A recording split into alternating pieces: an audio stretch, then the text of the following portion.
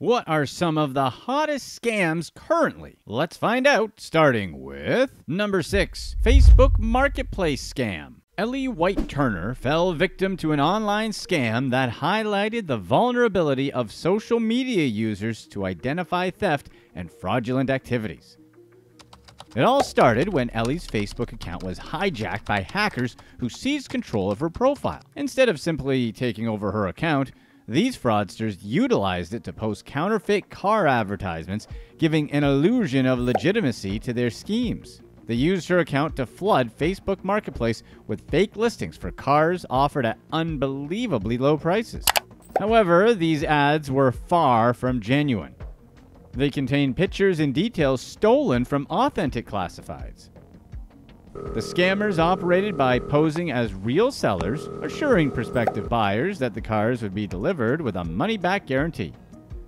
Once victims sent the money in advance, the scammers vanished without a trace. The path to Ellie's account compromise could have occurred when she innocently interacted with a used car ad, possibly within Facebook Marketplace, on a page impersonating Facebook, or on a legitimate used car website. Once the hackers gained access, they quickly changed her email address and phone number, locking Ellie out of her account. After her account was hacked, Ellie reached out to Facebook Support Center for help, but received no response. This lack of support left her feeling helpless and frustrated. The incident also raised concerns about the security of personal contact details linked to social media profiles. With hackers controlling Ellie's account, there's a risk that her info could be used for purposes beyond fake car ads. The hackers responsible for hacking Ellie's account followed a pattern similar to other scammers from previous investigations. They pretended to be employees of a fake company and requested upfront payments, a common tactic employed in online car scams. This is a reminder that users need to be extra careful on social media because these scams can happen to anyone, regardless of whether they click on links or not. Ellie's ordeal reflects the growing concern of identity theft on social media platforms. Her profile, brimming with personal photos, family memories, and private contact information, was ruthlessly exploited in this scam. Unfortunately, Ellie's situation isn't unique, as criminals will happily clone profiles to run their scams. Really though, do you trust anything on Facebook Marketplace? Remember when Craigslist was a thing and not a good way to get kidnapped? And for all you other dinosaurs, remember the green sheet? The age-old wisdom is more relevant now than ever. If it's too good to be true, it is. Number 5. Political alliances.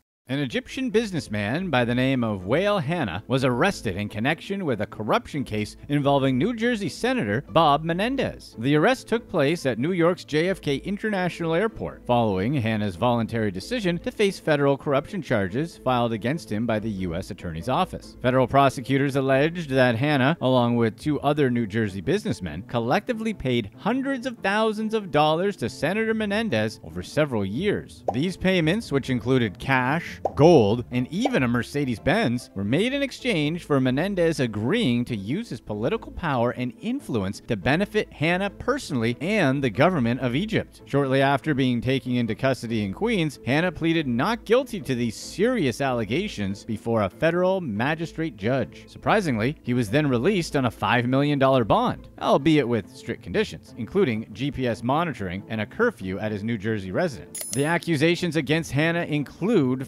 facilitating secret meetings and dinners between Senator Menendez, his wife Nadine, and Egyptian military and intelligence officials. These secret gatherings were part of a larger effort to secure increased U.S. aid to Egypt, particularly in terms of military support. Allegedly, that Hana put Nadine Menendez on the payroll of a company he controlled, a New Jersey-based business with the exclusive rights to certify halal meat shipments from the U.S. to Egypt. This move was seen as an attempt to further influence Senator Menendez, who held significant power as the chairman of the Senate Foreign Relations Committee. It seems that such cases of bribery and corruption are becoming increasingly common in the political landscape. Do you think that this is just the normal way of doing business for politicians? Let us know in the comments section. Number 4. How many clicks to cancel? In a world increasingly dominated by the internet and online shopping, stories of unsuspecting individuals falling prey to deceptive schemes have become all too common. One such tale is that of Beryl Brown, a 73-year-old retiree who went online one day to check the latest news headlines, only to find herself caught in a scam. Beryl's journey into this nightmare began when she stumbled upon a website she didn't recognize. An enticing ad promised 2 free samples of anti-aging face cream, a 15-milliliter jar of clearly young serum, and a 30-milliliter jar of youthful cream. She only needed to cover the cost of shipping and handling, totaling £8.92. Thinking that such a small expense couldn't possibly harm her finances, Beryl proceeded to place the order. Little did she know that this seemingly harmless order would soon turn into a nightmare. The face creams arrived in a plain bag with no paperwork, and to Beryl's dismay, they didn't live up to her expectations. The nightmare intensified 2 weeks later when she received her bank statement revealing 2 payments to the face cream company, Dermahydrate, totaling a little over £174. Beryl had unwittingly signed up for continuous payments, allowing the company to repeatedly withdraw funds from her bank account. In reality, a person has 120 days from when the money leaves your account to file a chargeback if they didn't agree to the term. Luckily, she was able to get her money back, and the bank blocked any further transactions. This type of ordeal isn't unique, and many elderly individuals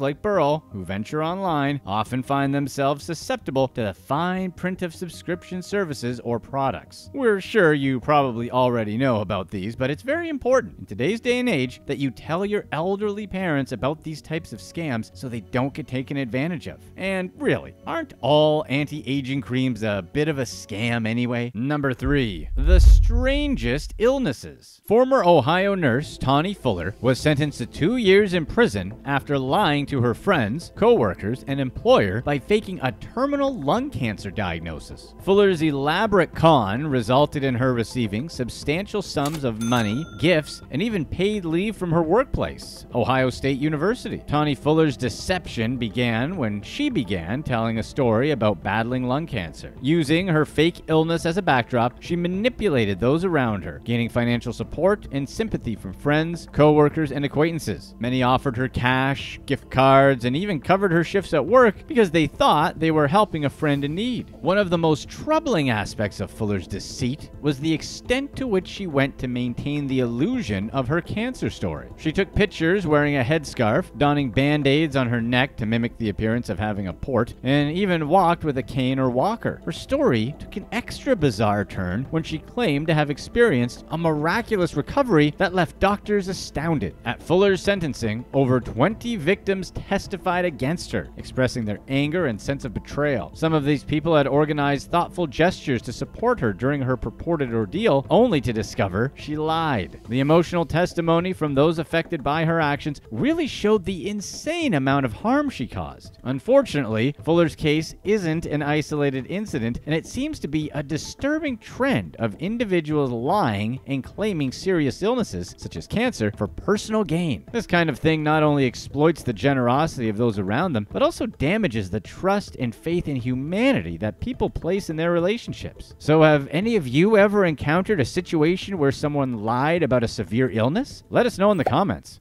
Number 2. Scamazon.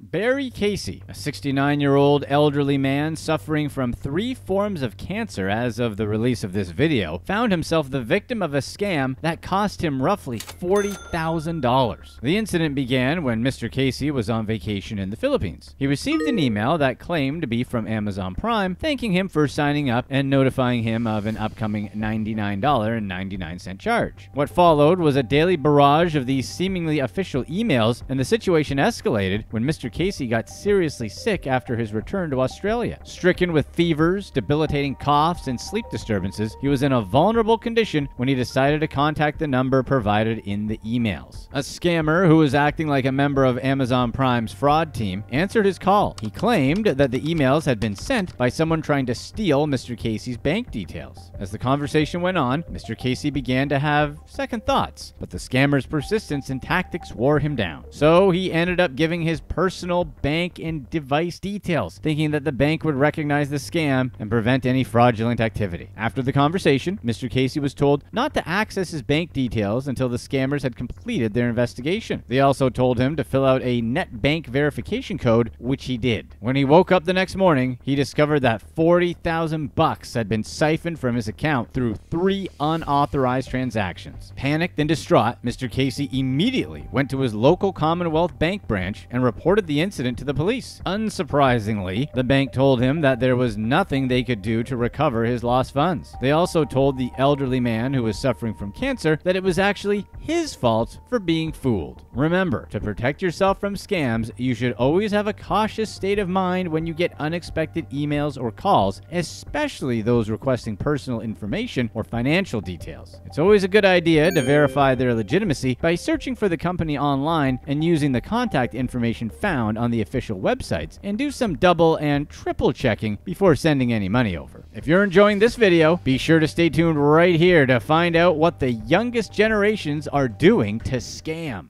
Number 1. Boat pasta. A group of American tourists found themselves in a costly situation after ordering an innocent plate of lobster pasta on a restaurant boat in France. Travel influencers Cassidy and Leah Armbruster were shocked when the bill arrived, revealing a price tag of over $500 for a single plate of pasta. The situation escalated to the point that the boat's captain stepped in and got into a heated exchange with the restaurant boat staff, disputing the outrageous charges. Despite the captain's intervention, the restaurant boat remained insistent in its demand for full payment. In an effort to prevent what could potentially turn into an international incident, one of the sisters' friends eventually decided to cover the exorbitant bill, saving the day from further embarrassment. The Armbruster sisters later shared this ridiculous dining ordeal on TikTok, accompanying it with the caption, "You live and you learn." While some viewers sympathized with their plight, others couldn't help but point out that the travelers could have avoided the costly mishap by simply inquiring about the price before placing their order. In response, Cassidy and Leah admitted that they had indeed learned a valuable lesson in a rather harsh manner. This pasta escapade is just one of many instances of tourists falling prey to pricing scams in Europe. From overpriced meals to recycled drinks at local bars, travelers should always ask for prices up front by double-checking the price on the menu to protect themselves from unexpected surprises. What happens when you start scamming at a young age? Let's find out all the things that could go wrong and start with number 5, Frat Funds. Former University of Georgia student Syed Arbab used his frat house to run a hedge fund. Most of his clients were friends and family who Arbab was going to help make them a lot of money. Arbab's fund operated between May 2018 and May 2019 through his business entities, Artis Proficio Capital Management and Artis Proficio Capital Investments. Arbab managed to raise at least $269,000 from only 8 investors for his fund based on his previous successes playing the stock market. The only real issue was that the hedge fund wasn't as much of a hedge fund as it was more of a Las Vegas fund that included gambling, liquor, hotels, Ubers, and interpretive dance shows. Arbab asked his friend, Connor Campbell, if he'd like to invest in the hedge fund. Campbell, being close with Arbab since high school, trusted him completely. Besides, Arbab already had some measure of success, so it seemed like a good bet. Campbell's first investment was only $5,000, but Arbab quickly convinced his friend to add an additional $1,500 with the promise of greater returns. But when it came time to pay out, Campbell only received a list of excuses. Arbab, being the cute little Ponzi scammer that he was, had actually been directing the investment funds towards payouts for earlier investors using applications like Cash App and Venmo to get the new investors to send the direct payments. Arbab had sold his investors on the fact that he was a University of Georgia graduate working on his master's degree in business administration. But the truth was that he hadn't even received his undergraduate degree. Yet he flaunted his wealth on social media as if he were the most successful trader there ever was, even posting about buying a new Corvette with cash. Arbab's post caught his friend's attention, who were poor college students that would have loved some extra money. He seemed like the real deal, and solidified that belief by circulating a fictitious spreadsheet that touted how well his fund was performing. Arbab lied about the total investment funds he'd received from investors and promised high return rates that ranged from 22% to 56%, which he then used to entice further investments. Overall, Arbab scammed 117 investors out of roughly $1 million.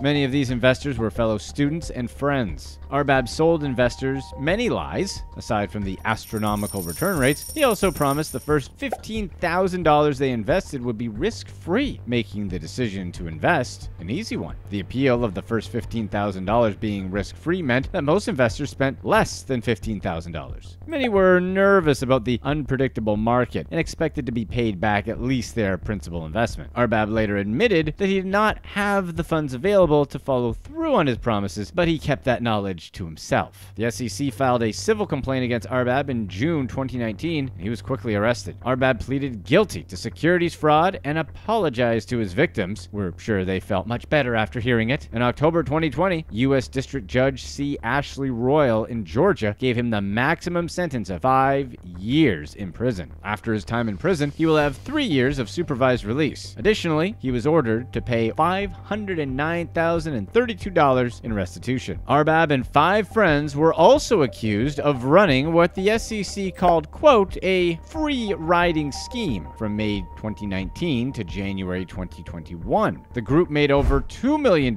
in false deposits from empty or underfunded bank accounts into trading accounts at 2 brokerages. The deposits provided the group with over $1.5 million in instant credits to be used for stock trades. The group then attempted to withdraw all trading profits before the brokerages could discover the insufficient funds and freeze the accounts. Arbab and the crew made gains of less than $8,000, but their underfunded or unfunded trades cost nearly $150,000 to the brokerages. Arbab allegedly started his free riding scam while he was literally under investigation for running his first scam. Say what you want about the kid. When it comes to scamming, he's a little go-getter. Arbab's co-conspirators gave Arbab their brokerage account login information to allow him to personally engage in free riding on their accounts. Other times, Arbab instructed his friends in real time through text about how to free ride using their own accounts. Arbab allegedly conducted this scheme just before starting his prison sentence and was indicted while currently serving out his 5-year sentence. Number 4. The Transparent Scheme. Serial entrepreneur Justin Kimbrough started trading penny stocks when he was only 18 years old. He had converted $3,000 to $100,000 while he was still in college. After making such a huge profit, Kimbrough dropped out of college. He didn't want to be taught business by professors who didn't own businesses and felt that if anyone should be teaching those classes, it was him. So he went to work at a multi-level marketing company where Kimbrough learned many foundational business principles, including the power of personal relationships and using those relationships to tap into other professional networks. After leaving the multi-level marketing company, Kimbrough started his own business consulting firm. This firm specialized in sales and networking, helping his clients scale their social media, branding, and income. Since Kimbrough used his business contacts and relationships to succeed, he wanted to pay it forward and help other people do the same thing. Kimbrough didn't feel he was directly competing against a particular company and claimed to be completely transparent when creating his businesses so that others could see his techniques and emulate them. He believed that his transparency separated him from other entrepreneurs. When he wasn't teaching others how to make money, Kimbrough played golf or advocated for the environment. He was a vegan and invested in charities and nonprofits that worked to improve the planet.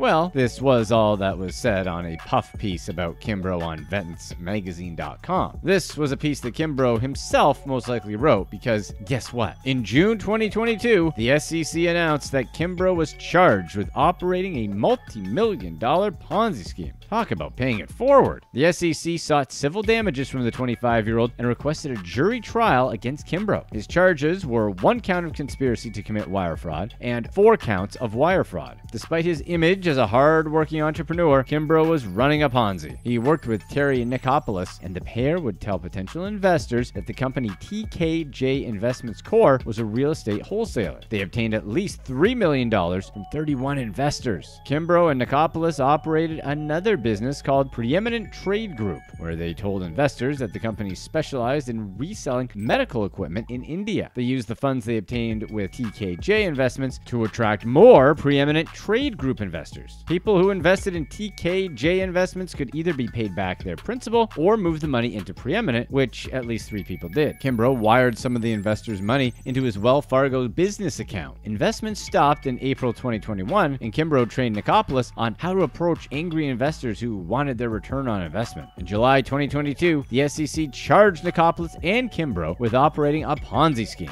The Attorney's Office for the Eastern District of Texas also filed criminal charges against Kimbrough. Number 3. Sales experience.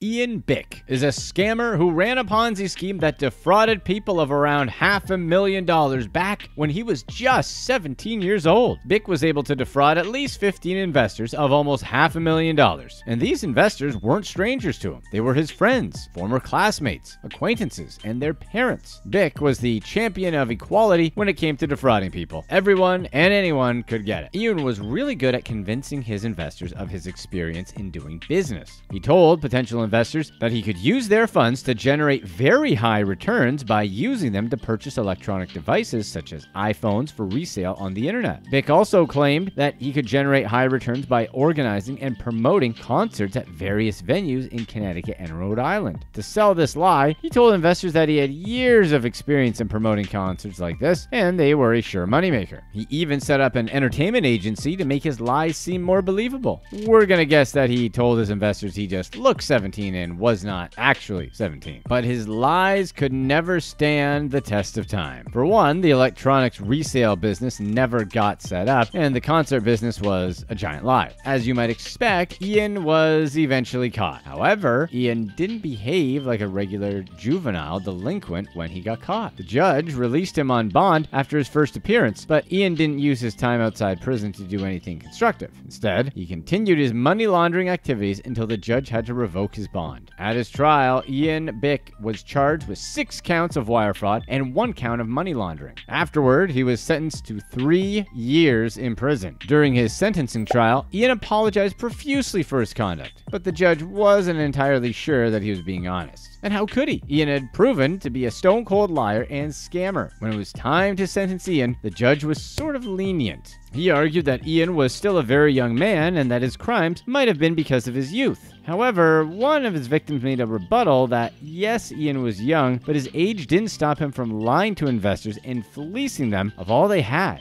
Bick got sent to timeout 3 years to think about what he did. Number 2. A SIM pull scam. Yusef Selassie stole people's identities and took roughly $1 million worth of crypto through a SIM swapping scheme that he operated when he was just 19 years old. SIM swapping is when a thief transfers a victim's number to their own phone. Once the information is transferred, the thief can send and receive text messages and make phone calls with the stolen number. The thief can circumvent security measures by receiving text messages containing security codes that they can then use to access the victim's accounts. Selassie passed the 2-factor authentication security measures by requesting that recovery codes be texted to the numbers associated with the account that he had hacked. Once inside their emails, he checked to see if they had crypto accounts. Selassie then changed the password so his victims could no longer access their accounts, giving him complete control. While he was doing this, his victims' accounts would go offline. Over 4 months, Selassie stole $1 million in crypto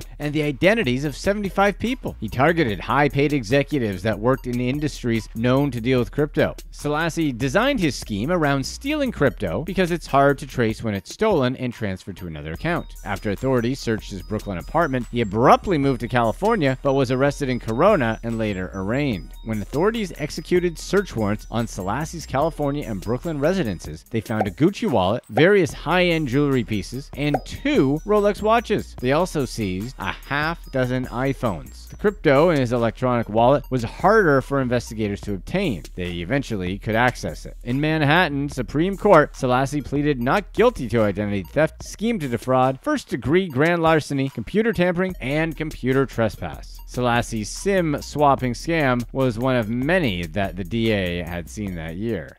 Number 1. Card cracking. Rapper Young Ash used social media to lure her fans into a credit card scheme. Young Ash, whose real name is Ashley Bautista, worked with 4 co-defendants on a card cracking scheme. A card cracking scheme is when scammers offer victims a fast and easy money-making opportunity, primarily through a direct message on social media. Scammers use posts where they brag about leading a luxurious lifestyle by sharing pictures of things like cash, luxury cars, and designer clothing. They claim they can help other people get rich too. Her single money is all about making money. In the song, Young Ash brags about being a millionaire and living a luxurious lifestyle. The subject matter and lyrics were groundbreaking, as if no one had ever done a song like that before. Her fans were likely really impressed by her lifestyle featured in the song. Young Ash had a substantial social media following and took to Snapchat to flaunt stacks of cash that she said she would give followers in exchange for their bank information. She also posted on Instagram, where she currently has around a little over 50,000 followers. On one of her Twitter posts, Ashley tweeted that if her followers were serious about making money, as opposed to people who are far less serious about making money, they should retweet her, and she would DM them. She'd only look to scam someone that was at least 18 because, you know, she was responsible like that. She didn't want to scam any minors. Acting as a recruiter, once Bautista had a person's information, she worked with the scammers to forge checks and ATM cards they used to steal money from the victims. One of the other people involved in the scam was Gabriel Molina, who worked as a concierge at luxury Manhattan apartment building. He collected rent checks for the building and security, took pictures of them. Molina would then work with the rest of the people involved in the scam to create forgeries of the checks. They used the forged checks to deposit money into Bautista's fans' account and withdrew money using the fans' ATM cards. Justin Simon, Jared Bailey, and a third person who went by the name JD Glasses were in charge of picking up the ATM cards, depositing the checks, and withdrawing the money. Overall, the group stole $62,550. Authorities arrested Bautista and charged her with grand larceny. She appeared before a Manhattan Supreme Court when she pleaded not guilty and was released without bail. Did she ever get any actual jail or prison time? We couldn't find any information about her sentencing. Today, Young Ash is still making new music, and it looks like she's given up on her career in card cracking. Click to watch one of these next videos. Let us know in the comments section what would be a worse punishment: shoplift something from CVS or Walgreens, or do a 2-minute dance and post it on TikTok.